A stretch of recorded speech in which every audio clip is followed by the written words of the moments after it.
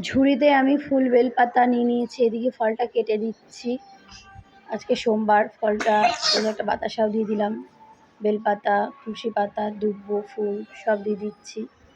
এবার এদিকে আমি ঠাকুরের কাছে নিবেদন করে দিয়ে পরিষ্কার করে নিলাম, জেঠুর কাছে বড় মাদের কাছে ফুলটা দিয়ে নমস্কার করে এবার আমি বাবার মাথায় জল ঢালবো বলে সব গুছিয়ে নিচ্ছি। এদিকে আমার সব কমপ্লিট গুছানোই আছে। গোপু সোনা, আমার গোপু সোনা তো প্রদীপটা ধরিয়ে নিয়েছি, প্রদীপ শেষও। আর এদিকে দেখো নীলকণ্ঠ, আকন্দ, কলা, গাছের একটা লেবু, মানে সব দুধ, ঘি, মধু, চন্দন সব কিছু আমি গুছিয়ে নিয়েছি। এবার এই ঘটিটার মধ্যে সব কিছু এক এক করে মিশিয়ে নিয়ে আমি বাবার মাথায় জলটা, দুধ জল ঢেলে দেব।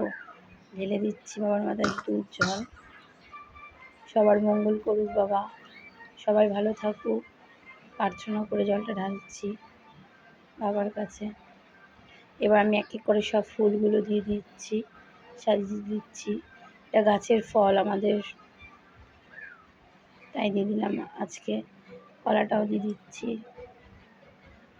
আর ওটা ধুতরার বীজ যেটা বলে ওটা দিয়েছি আজকে। ধুতরা ফুল পাইনি, আকন্দ ফুল, বেলপাতা, নীলকণ্ঠ সবই দিয়েছি মোটামুটি যা পেয়েছি।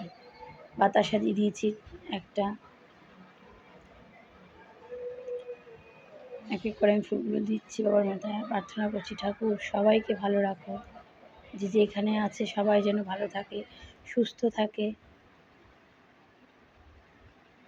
এবার আমি আবার একটুখানি গঙ্গার জল একবারে দিয়ে দিচ্ছি বাবার মাথায়। দিয়ে আমার 4 সন্তান, তাদের নামে 4টে মোমবাতি ধরিয়ে দিলাম বাবার সামনে।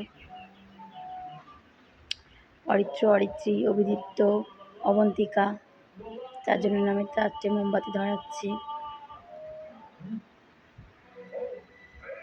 অরিত্রর তো শরীরটা ভালোই না, দেখো একটা পড়ে গেছিলো, আমি আবার এটাকে ঠিক করে দাঁড় করিয়ে দিলাম।